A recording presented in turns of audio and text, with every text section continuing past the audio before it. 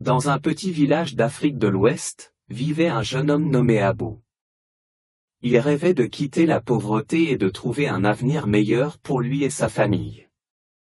Abou avait entendu des histoires de jeunes qui partaient en ville et revenaient avec des fortunes, alors il décida de tenter sa chance. Avec les quelques économies que sa famille avait rassemblées, il prit la route, plein d'espoir et de détermination. Arrivé en ville, Abou fut émerveillé par les lumières et l'agitation. Cependant, il se rendit vite compte que trouver du travail n'était pas aussi facile qu'il l'avait imaginé. Les jours passaient, et Abou épuisait rapidement ses maigres ressources. Un soir, alors qu'il errait sans but dans les rues, il rencontra un homme bien habillé qui se présenta comme un recruteur pour une grande entreprise. L'homme, nommé Moussa, offrit à Abou un travail avec logement et nourriture inclus. Abou, voyant une opportunité de changer sa vie, accepta sans hésiter. Moussa le conduisit à une maison où il rejoignit d'autres jeunes hommes dans des conditions précaires. Malgré les promesses de travail décent, Abou et les autres furent enfermés et forcés à travailler de longues heures sans rémunération. Les conditions étaient inhumaines. Abou et les autres travaillaient dans une usine clandestine, fabriquant des produits vendus sur le marché noir. La nourriture était rare, et ils étaient régulièrement battus pour toute tentative de rébellion. Les jours se transformaient en semaines, et Abou commençait à perdre espoir de retrouver sa liberté. Un soir, Abou réussit à se lier d'amitié avec un des gardiens, un jeune homme nommé Karim, qui avait lui aussi été victime de ce réseau de trafic humain mais avait cédé sous la pression pour éviter les pires traitements. Karim, voyant la détermination et la souffrance d'Abou, décida de l'aider. Ils planifièrent une évasion risquée. Lors d'une nuit sans lune, Karim créa une distraction pour les autres gardiens, permettant à Abou et quelques autres de s'échapper. La peur au ventre, ils coururent à travers les rues sombres de la ville, évitant les patrouilles et les obstacles. Ils finirent par trouver refuge dans un centre pour sans-abri géré par une organisation caritative. Là, Abou raconta son histoire aux travailleurs sociaux, qui alertèrent immédiatement les autorités. Une enquête fut lancée, et grâce aux informations fournies par Abou, plusieurs autres jeunes hommes furent libérés de l'usine clandestine. Moussa et ses complices furent arrêtés, et le réseau de trafic humain fut démantelé. Abou, bien que libre, portait les cicatrices de son expérience.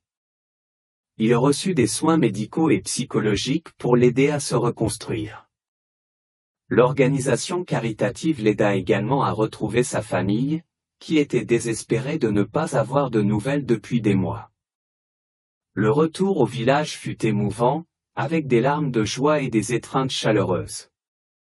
Avec l'aide de l'organisation, Abou participa à des programmes de réinsertion sociale et professionnelle.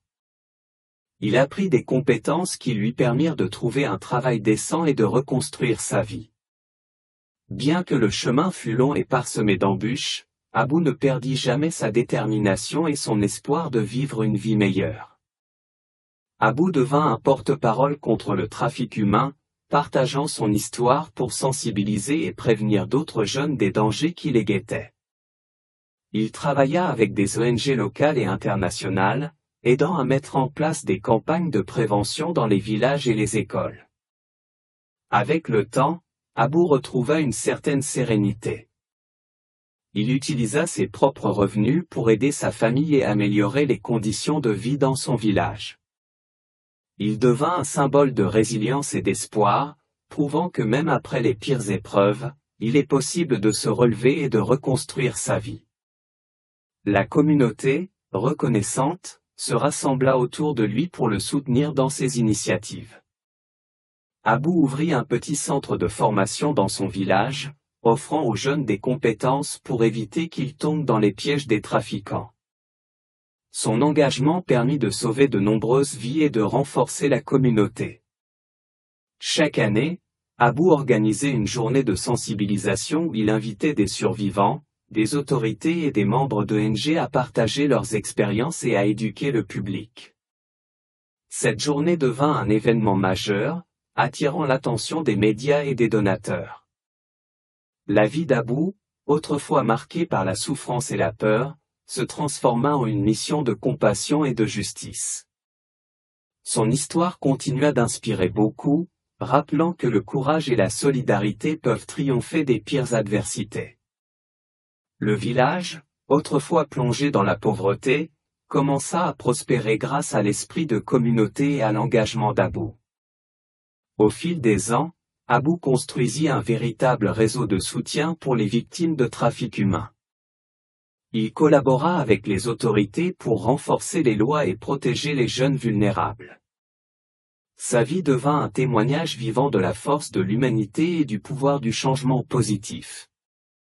Grâce à ses efforts, Abou fut reconnu à l'échelle nationale et internationale.